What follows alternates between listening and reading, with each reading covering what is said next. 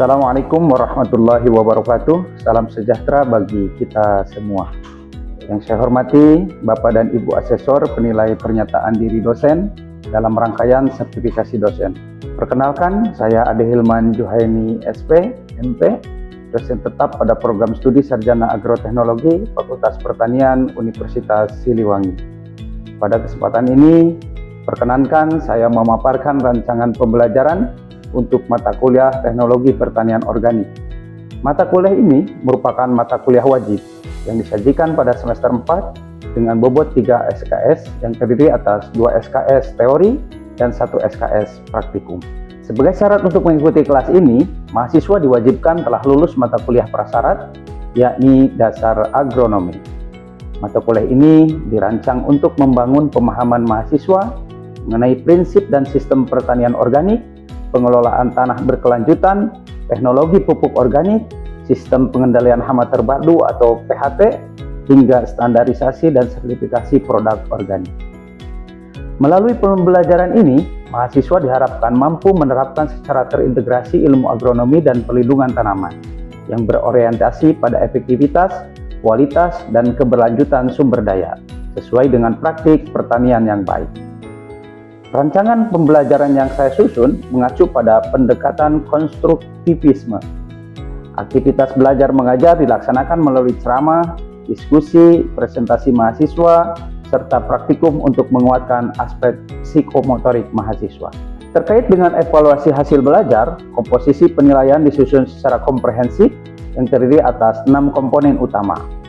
Bobot penilaian meliputi sikap dan kehadiran sebesar 5%, keaktifan di kelas 10%, kuis dan tugas 10%, praktikum 20%, ujian tengah semester 25%, dan ujian akhir semester dengan bobot tertinggi yakni 30%. Video pengajaran yang akan Bapak dan Ibu Asesor saksikan sesaat lagi merupakan rekaman tatap muka pada pertemuan ke-7. Pada sesi ini, fokus pembahasan ada pada materi teknologi pembuatan pupuk organik padat dan cair. Pada pertemuan ini, mahasiswa ditargetkan mampu memahami dan menerapkan teknologi IM atau Effective Microorganism, proses dekomposisi, serta tahapan pengomposan secara tepat dan terukur. Demikian paparan singkat mengenai rencana pembelajaran yang dapat saya sampaikan. Selanjutnya, saya mempersilahkan Bapak dan Ibu Asesor untuk menyaksikan implementasi kegiatan pembelajaran tersebut. Selamat menyaksikan. Baik, bismillahirrahmanirrahim. Assalamualaikum warahmatullahi wabarakatuh. Waalaikumsalam warahmatullahi wabarakatuh. Selamat pagi, semangat pagi semuanya.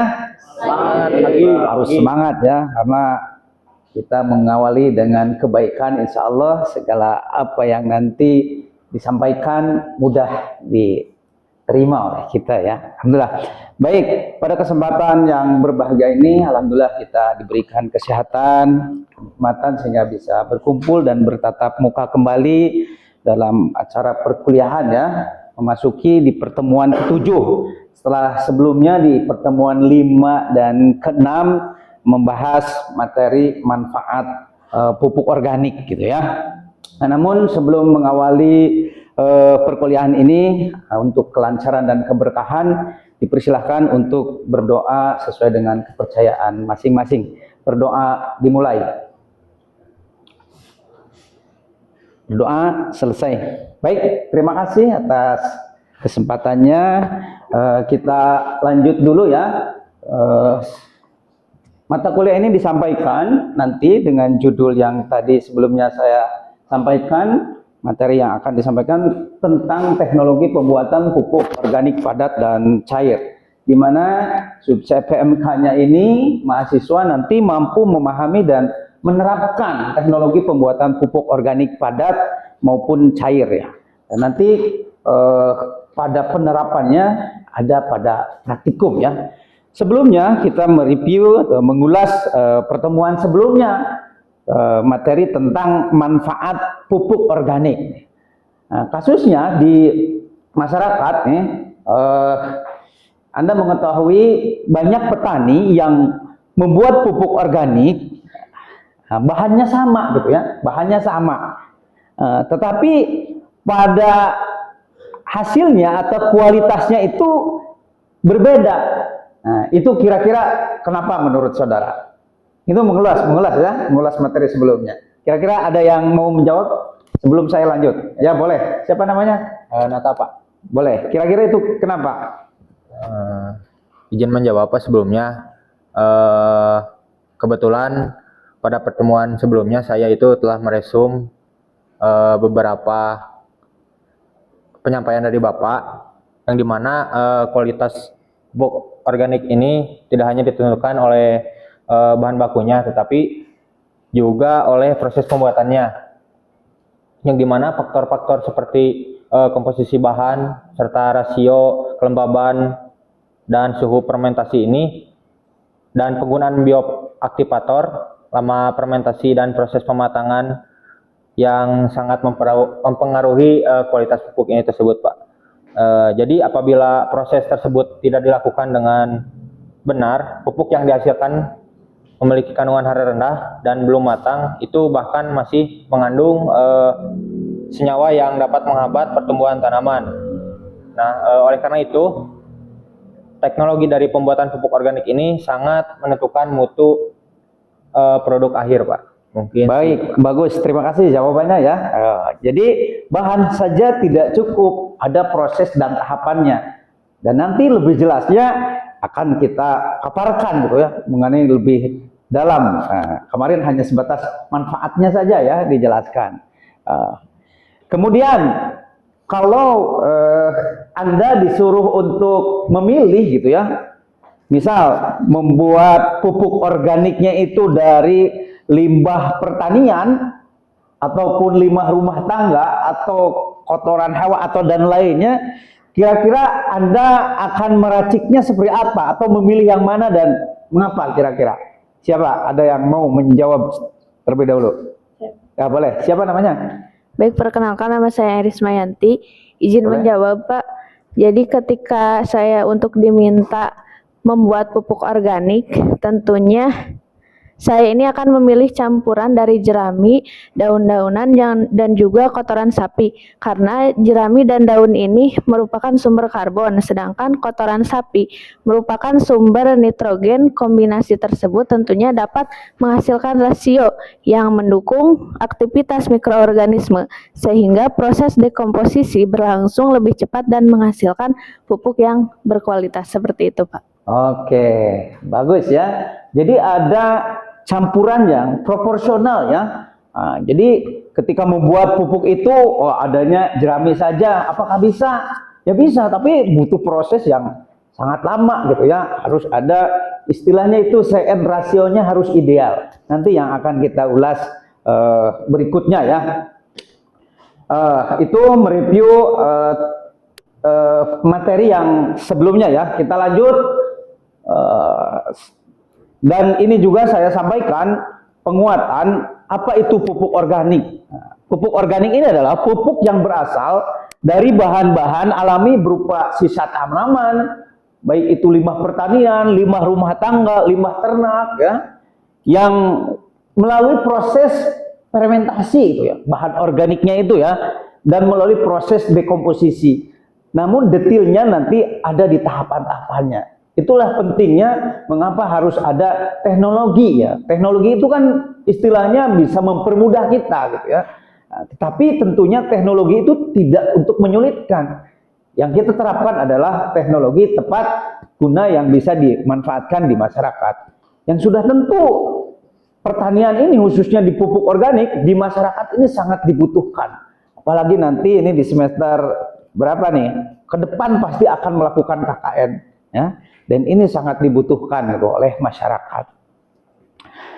Tadi dijelaskan juga bahwasanya tadi ada bahan-bahan ya, bahan-bahan campuran untuk membuat pupuk organik, di mana bahan itu harus mengandung karbon dan nitrogennya. Saya uraikan di sini pemilihan sumber karbonnya. Anda bisa memilih dari jerami, sekam padi, serbuk gergaji, daun kering, bagas tebu atau lainnya ya. Kemudian sebagai sumber nitrogennya itu ada, boleh memilih dari kotoran hewan ya, mau sapi, mau kambing, mau ayam atau hijauan lainnya. Terutama yang hijauan itu yang mengandung N besar itu dari tanaman apa? legum ya. Itu tinggi nitrogennya pertama. Kemudian saudara juga bisa menambahkan bahan tambahannya berupa dolomit, abu sekam, bioaktivator lainnya untuk menguraikannya. Sebetulnya dari pemanfaatan pupuk organik ini, saudara bisa memanfaatkan yang ada di sekitar kita, gitu ya. Jangan memaksakan. Tentunya kan dari kelemahan dan kelebihan pupuk organik dibandingkan dengan pupuk anorganik, kita ketahui bersama sebelumnya diuraikan, gitu ya. Tetapi dalam jangka panjang dan berkelanjutan, pupuk organik ini sangat dibutuhkan, terutama untuk lingkungan, untuk pertanian juga, gitu ya. Kita tahu bersama lah, lahan kondisi kita sudah kritis, gitu ya. Walaupun pupuk kimia ini ya memiliki unsur hara yang tersedia cukup banyak dan cepat, tapi lama-kelamaan akan menjadi terjadinya degradasi tanah, gitu ya. Nah, kita langsung kan tadi teknologi pembuatannya ya, alur singkatnya seperti ini. Dan nanti prakteknya ini Anda bisa menerapkan itu nanti di praktikum yang sudah kita jadwalkan ya, itu nanti ya. Pertama adalah penyiapan bahan baku, sortasi, pencacahan, kemudian pencampuran bahan, penambahan bioaktivator, fermentasi atau pengomposan, kemudian pembalikan, pematangan, pengayakan dan pengemasan.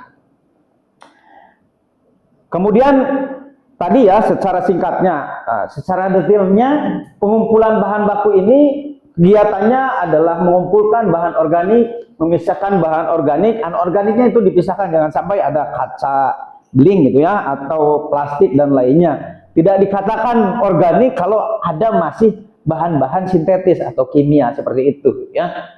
Nah, tujuannya apa ini? Mempercepat proses dekomposisi, kemudian meningkatkan luas permukaan dan juga mempermudah pencampuran. Oke, supaya kita diskusinya juga lebih interaktif gitu ya.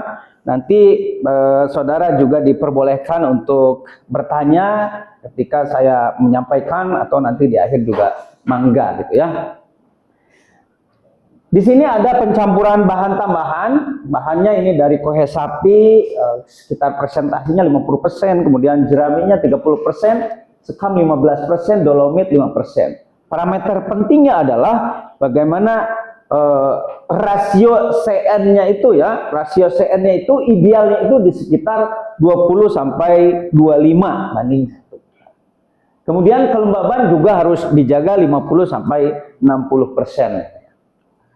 Dan di sini juga faktor yang cukup menentukan bagaimana pupuk organik itu bisa bagus gitu ya, bisa cepat ini dengan bantuan mikroorganisme. Bisa dikatakan ini adalah makhluk yang tidak terlihat atau makhluk gaib gitu ya. Tetapi walaupun demikian, dia sangat berfungsi untuk merombak dekomposer ya, atau mendekomposer bahan organik ini supaya bisa lebih cepat dan matang. Nah, di sini ada jenis bioaktivatornya, boleh kalian memilih apapun ya. Saya tidak promosi produk, tapi sekiranya mikrobanya yang dapat mendukung untuk pembuatan pupuk organik, proses percepatan pupuk organiknya silahkan mangga ya.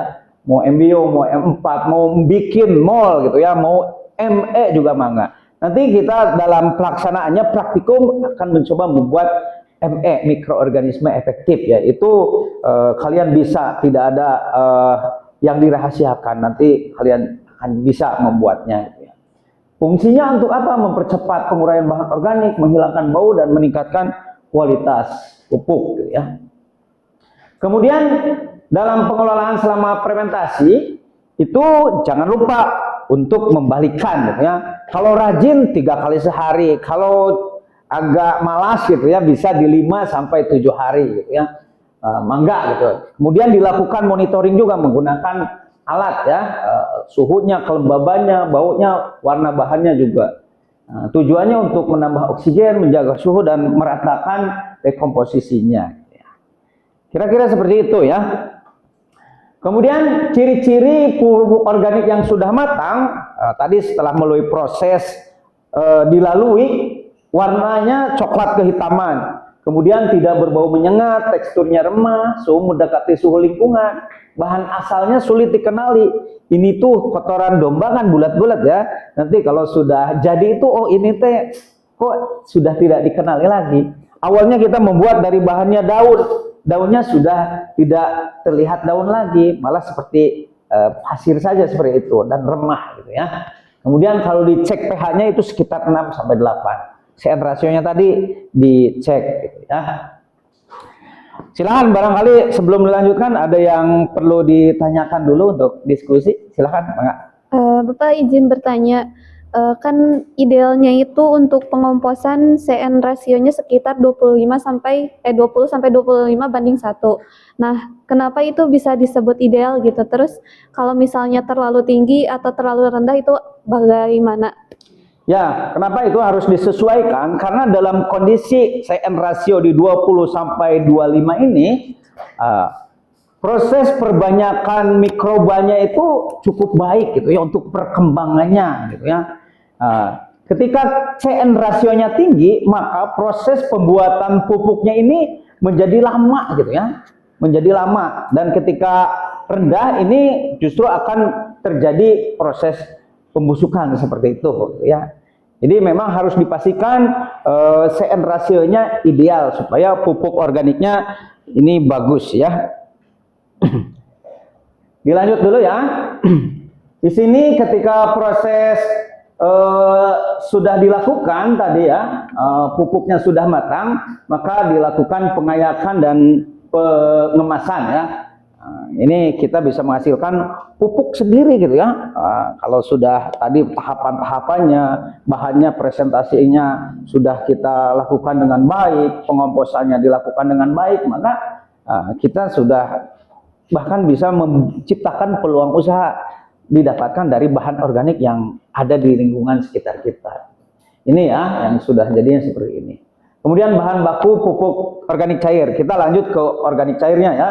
Bahan-bahannya silahkan Anda boleh menggunakan bahan yang ada di sekitar kita. Tapi kalau sebagai referensi, sumber bahannya bisa dari kotoran ternak, urin ternak, limbah sayuran, buah-buahan gitu ya, yang sudah tidak terpakai atau terbuang, daun hijauan, dan air cucian beras. Nah, salah satunya adalah air cucian beras ini selalu ada gitu ya. Karena kita selalu makan nasi kan ya, nasi sebelumnya pasti dicuci gitu ya.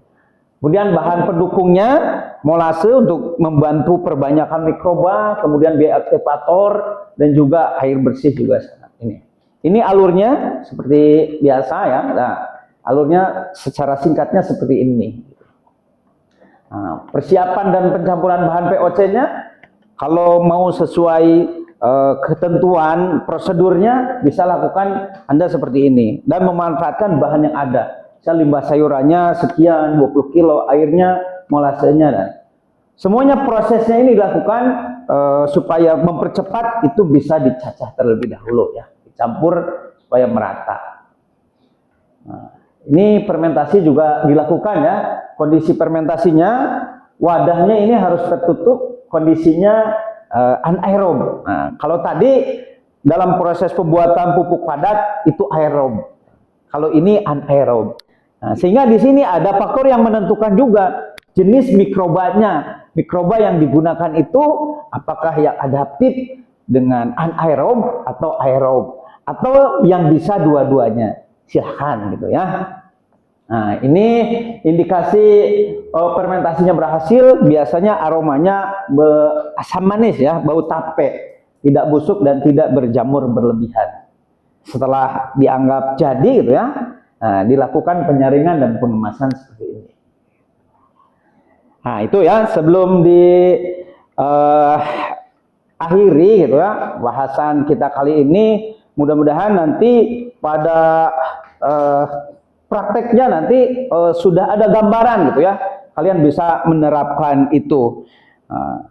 Sebelum tentunya proses pembahasan tentang teknologi ini sudah saya sampaikan semuanya, mudah-mudahan Anda bisa memahami. Namun barangkali ada yang perlu ditanyakan dan kurang dipahami, silahkan boleh bertanya. Ya, mangga. Ya, Siapa namanya? Oh ya. Perkenalkan saya Rafif Nova Satarigan, izin bertanya terkait tadi proses pembuatan pupuk organik padat, Pak. Tadi dijelaskan bahwa dalam prosesnya itu tumpukan kompos harus dibalik setiap 5-7 hari. Nah, itu kenapa tuh Pak harus dibalik, dan apabila tidak dibalik itu akibatnya akan seperti apa? Ya, dalam proses pengomposan itu tentunya kan ada mikroba yang bekerja di sana ya, bekerja, dan terjadi panas tuh ya. Terjadi panas, sehingga kalau panas kemudian didiamkan terlalu lama, maka mikroba yang menguntungkan untuk mendekomposer ini akan mati gitu ya. Nah, sehingga perlu dibolak-balikan untuk menambah aliran oksigen juga gitu ya. Kemudian juga di sana untuk ketahanan mikrobanya itu ada di fase 65 derajat ya. Jadi diusahakan tidak melebihi itu, sehingga proses pembalikannya juga dilakukan secara tepat. Itu di kisaran 3-5 hari. Nah, 5 hari maksimalnya, di 7 hari sudah dibalikan. Kemudian supaya rata juga gitu ya, proses dekomposnya juga seperti itu. Nah, kira-kira seperti itu gambarannya ya. Silakan, ada lagi? Ya, boleh.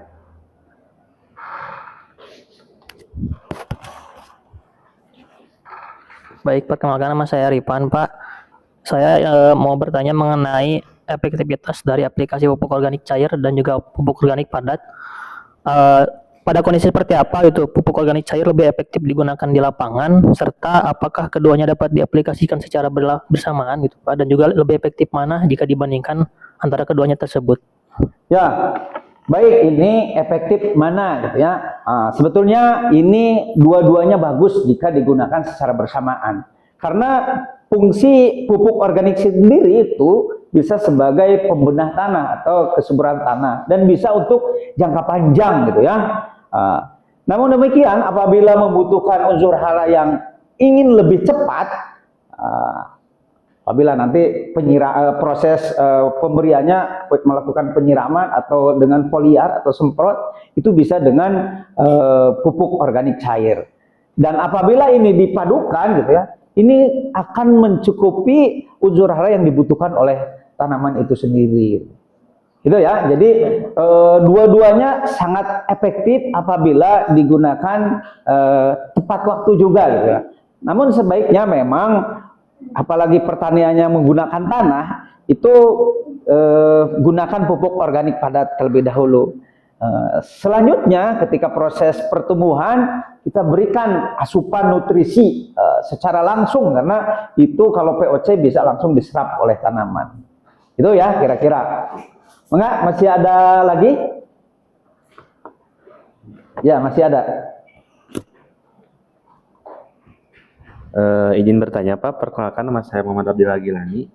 Tadi kan udah sempat disinggung ya bahwa ciri pupuk organik yang udah matang itu yang bau tape. Nah, kalau misalkan parameternya hanya itu saja, kira-kira apalagi sih Pak kalau misalkan ciri-ciri yang emang pupuk organik itu udah matang gitu Pak? Ya, baik ya.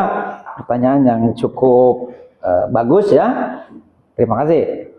Jadi dipastikan bahwasanya pupuk yang kita gunakan itu harus matang terlebih dahulu ya. Nah, ciri-cirinya apa sih? Nah, biasanya kan kalau di petani itu tidak ada alat laboratorium gitu ya. Bisa secara fisik Anda bisa ngecek tadi ya. Dari warnanya, kalau pupuk padat ya, pupuk padat itu tidak sudah tidak bisa dikenali lagi gitu ya. Awal asalnya ini bahan organiknya dari apa gitu ya. Kemudian dari warnanya juga sudah coklat kehitaman. Apalagi dari pH tadi 6 sampai 8 ya, 8 dari pH-nya. Kelembabannya juga sekitar 50 sampai 60 gitu ya. Dapat dipastikan seperti itu. Dan kalau secara fisik ya, tetapi kalau memastikan ingin detail itu diuji lab gitu ya. Tapi tadi kan masalahnya misal di petani seperti itu, secara fisiknya seperti itu.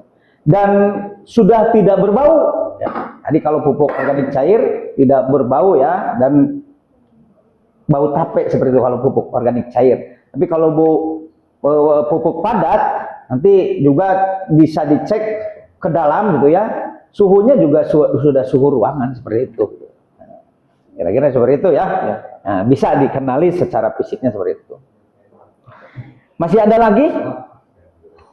Saya kira mudah-mudahan sesuai dengan tujuan proses pembelajaran kita, saudara bisa memahami, bahkan nanti bisa menerapkan ya apa yang sudah saya sampaikan sebelumnya gitu ya.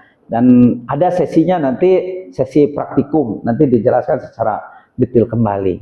Baik, sebelum diakhiri, ini ada evaluasi proses pembelajaran. Silahkan dipindai kode QR-nya. Silahkan untuk mengetes kemampuan saudara setelah proses pembelajaran dilakukan ya. Baik, saya cek ya. Wah, lumayan nih, nilainya cukup bagus di atas 90. Ya, ini tepuk tangan dong ya. Ini menandakan bahwasanya apa yang disampaikan Anda bisa cepat menangkap ya. Demikian barangkali yang dapat saya sampaikan, kurang lebihnya mohon maaf apabila ada salah kata ya. Selanjutnya hari ini saya tidak memberikan tugas, tetapi tugas dilakukan di minggu depan ya, setelah materi setelah ini di sistem pertanian terpadu ya, sekaligus saja karena nanti sekaligus dengan adanya praktikum juga ada tugas disatukan gitu ya. Kiranya itu saja yang dapat saya sampaikan, kurang lebihnya mohon maaf. Billahi taufiq wal hidayah. Assalamualaikum warahmatullahi wabarakatuh. Waalaikumsalam. Bapak dan Ibu asesor yang saya hormati, demikianlah cuplikan kegiatan pembelajaran tatap muka pada mata kuliah Teknologi Pertanian Organik yang dapat saya tampilkan pada kesempatan kali ini. Saya menyadari sepenuhnya bahwa mendidik mahasiswa memiliki filosofi yang sangat erat dengan prinsip pertanian organik itu sendiri. Sebagaimana sebuah lahan yang membutuhkan pengelolaan berkelanjutan, nutrisi alami, serta kesabaran dalam merawat ekosistem agar menghasilkan panen yang berkualitas. Proses belajar mengajar pun demikian. Kita sebagai pendidik harus terus memberikan lingkungan belajar yang sehat, nutrisi ilmu yang relevan, serta inovasi tiada henti, agar mahasiswa tumbuh menjadi lulusan yang tangguh dan bermanfaat. Kesadaran inilah yang memacu saya untuk tidak berhenti meningkatkan mutu pengajaran, agar kelak lahir sarjana agroteknologi yang bukan hanya cerdas, namun juga peduli pada masa depan pertanian kita. Melalui tayangan ini, izinkan saya mengucapkan terima kasih banyak kepada Kemendikti-Saintek serta panitia penyelenggara atas kepercayaan dan kesempatan yang diberikan kepada saya untuk menjalani proses sertifikasi ini.